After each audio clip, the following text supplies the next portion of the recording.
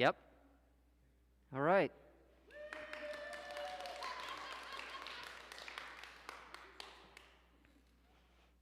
Take two. There's a story about Beethoven that I swear to God is true. The great composer had just put together his most recent concerto, and he gathered a select group of friends and admirers to hear it. He played through the entire piece of gorgeous music, and the assembled crowd, recognizing how amazed they were by it, just stood and applauded. After those applause, someone came up to Beethoven and asked, "It was beautiful, but what does it mean?" And with that, Beethoven went back to his piano, sat down and played the concerto the entire way through again, and said, "This is what it means." I feel that way even before the recent snafu y'all just witnessed and got to share together. I feel that way. This is what it means about this message series that we're starting today. We plan, God laughs. I feel like I could just go full Zen on you today and say, look at this, and look at what's not here, and look at the live production that this is, and look at all the things we cannot control or predict, and look at all the people who were here last week, separated out, spread out, safe, masked, all the protocols in place. And then this past week, when Chester County had that reading bump up a notch from high to very high, and Reverend Lee and our Board of Trustees, following the guidelines that they had put together and followed clearly and rigorously all throughout this time, made the decision and shared with all of us that we couldn't gather the congregation here. Just last week, how many people did I say, I'll see you again a week from today? Right back here, same bat time, bat place, bat channel. And no, different than we expected. This message series is based on an old Yiddish proverb. We plan, God laughs. I know no one personally who takes this literally, who believes that the divine somehow sets us up to fail, and the moment we plan anything for the future, the divine laughter peals out through the heavens, mocking us for being foolish enough to anticipate a future and prepare for it. That literal meaning does nothing for me. But the deeper meaning of it, that's wisdom we can live by. Because we're living it right now. We plan in this universe so, I wanted to say beset by change, but it's not beset, it's just a fact. This universe so filled of change, made of change, and our expectations of and our preparations for the future.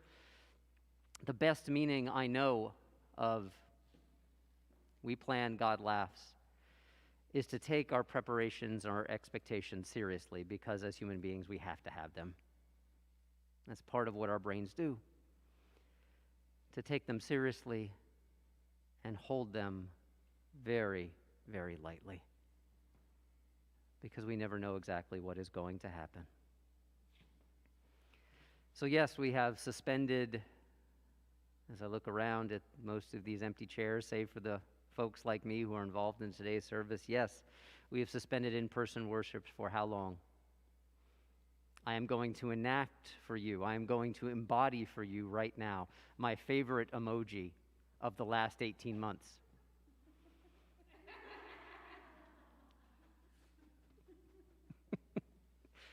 Sometimes that's all there is to say, except for one other Yiddish thing, which is oi gewalt,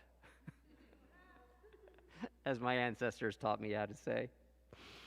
But my goal here today is not to have us fall into despair when our expectations and our plans and our preparations don't turn out as we would have wished.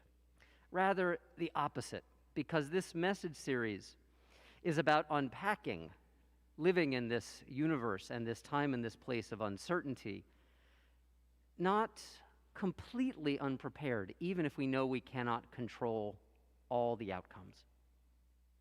And I was reminded of the deeper meaning of this series, about what we might find that can guide us through, hold us, that can hold our hearts and our hope and something dependable for us to count on.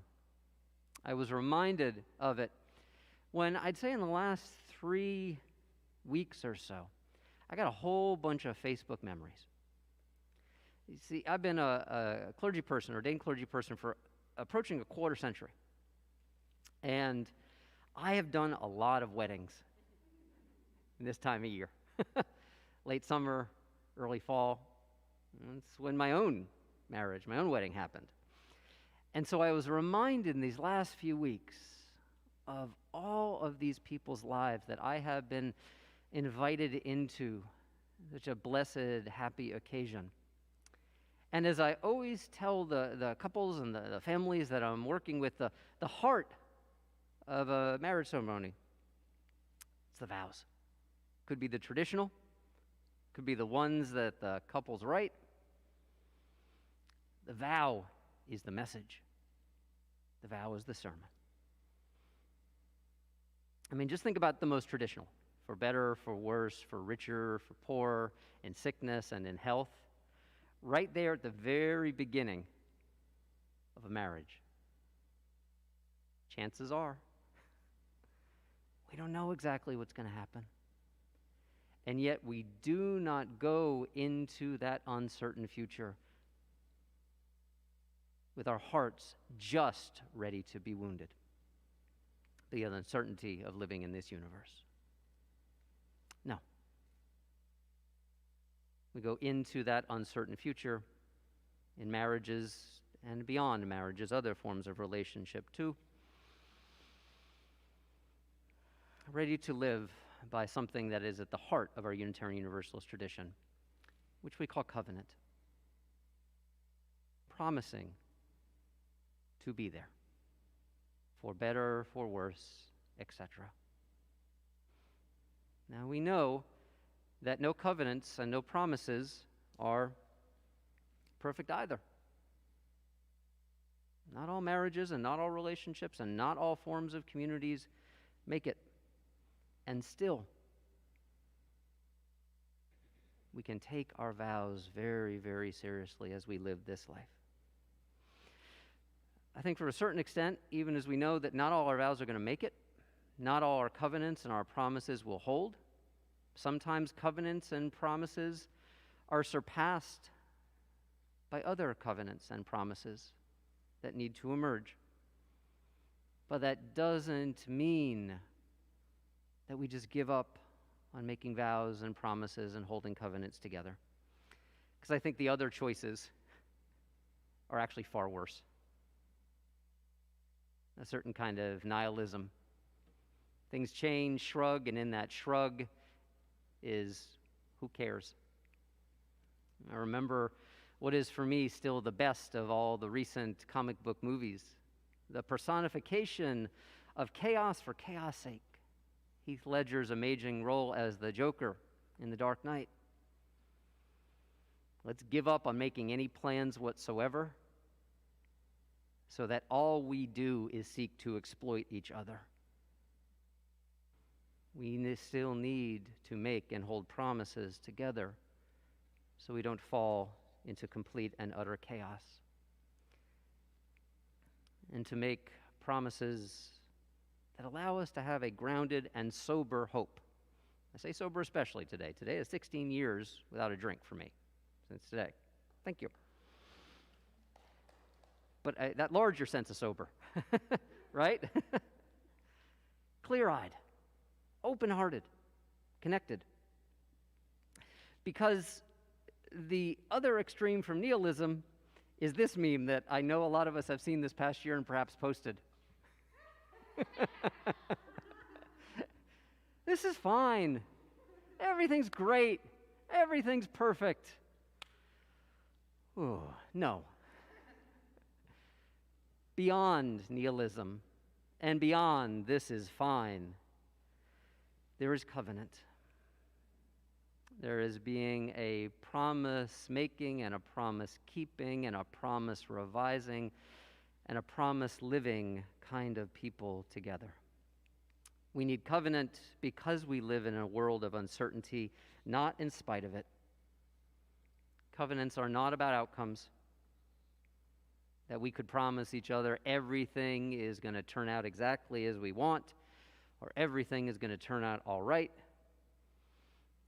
Covenants and promises are profoundly about presence. I'm just thinking of one right now. It's unpredictable. I would have put this meme up here right now, but I wasn't prepared. It just came to me in this moment. One of my favorite ones that I have shared on social media, and I know many of you have shared on social media as well too. It simply goes like this, and very often it's accompanied by a little sliver of moon. We are in space. No one knows what's going on, and I love you. That's a covenant right there. We are in space. No one knows what's going on, and I love you. I was reminded of the power of this promise of presence. A week ago, the 20th anniversary of 9/11. I'm remembering that at the time, there were so many materials put out for parents of kids with this overwhelming, scary, world-rocking event happening. And yes, there are questions to answer that kids have in developmentally appropriate ways. But you know what all those guidelines basically boil down to? The loving presences in kids' lives, letting them know that they will do their best to be there. That is covenant. Because we live in such a world where uncertainty means things will change.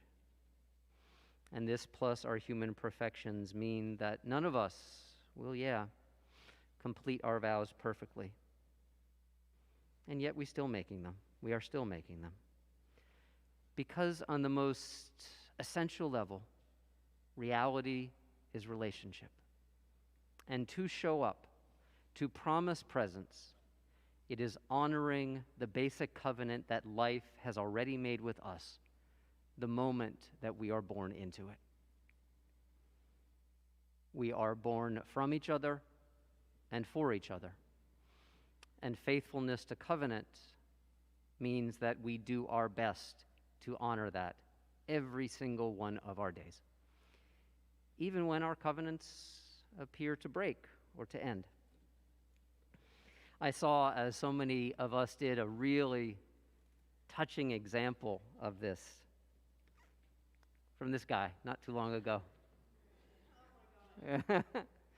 Steve Burns, former host of Blues Clues. Some of you, the singers here, because that's what singers do, they're already singing it, okay? I know a lot of popular songs and kid songs. That's actually not one I know of committed. So Julie, you can tell me about that one afterward. My nieces weren't old enough, and I was kind of too old, so Blues Clues, when it was on and really popular, it wasn't so much in my orbit. I was aware of it.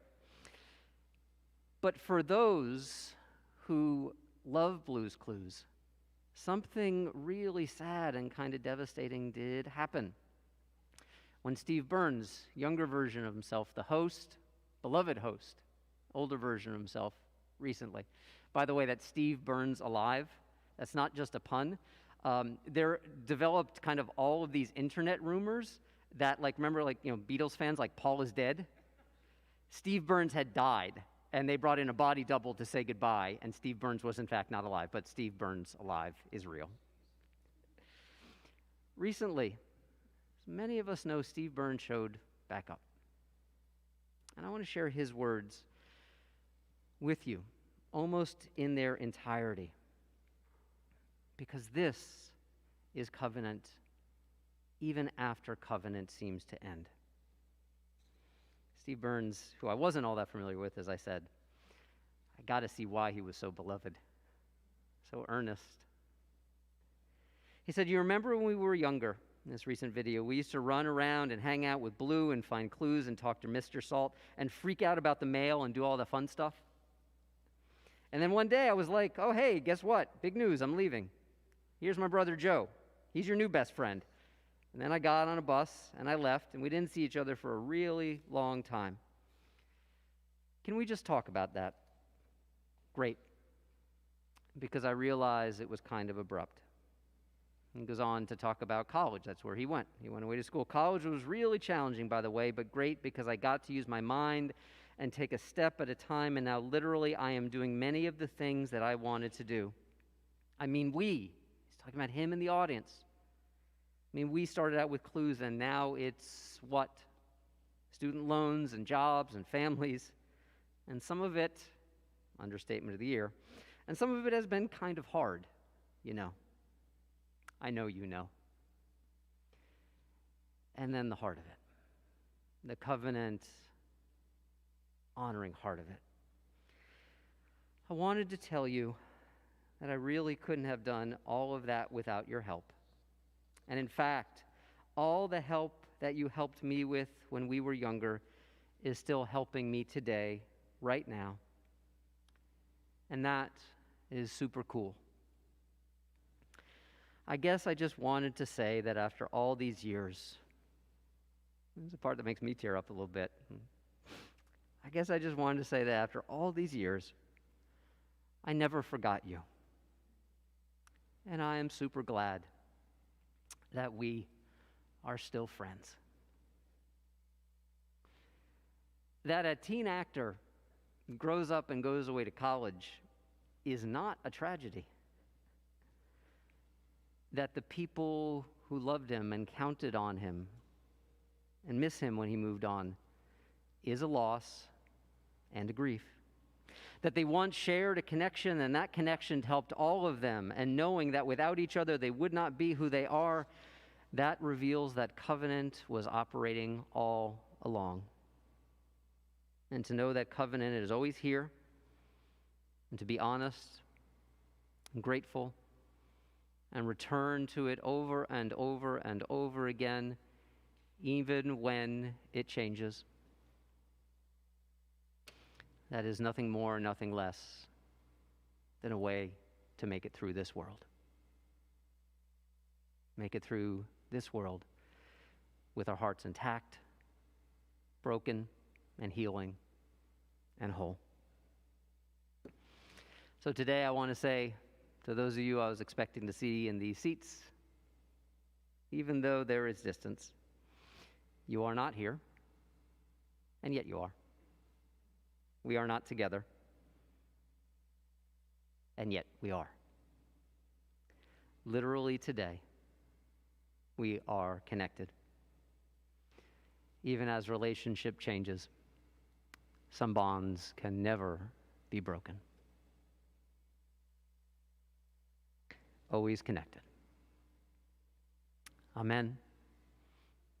And may you live in blessing. I ask if you would unite your heart with mine in prayer.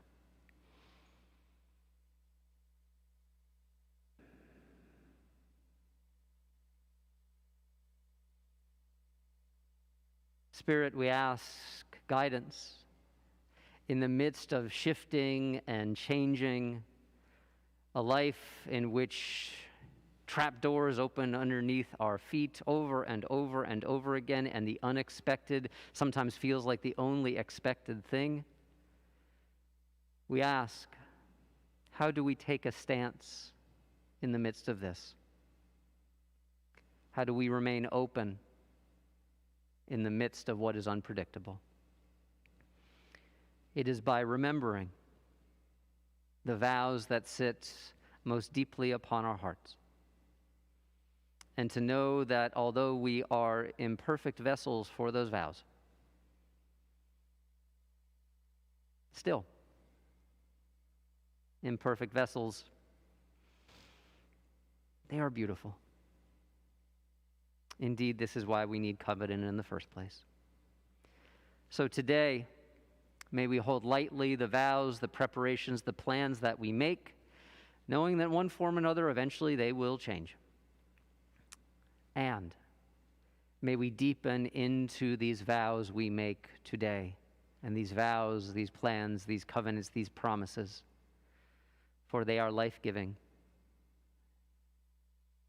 these plans, promises, covenants, they give us back to life. Amen.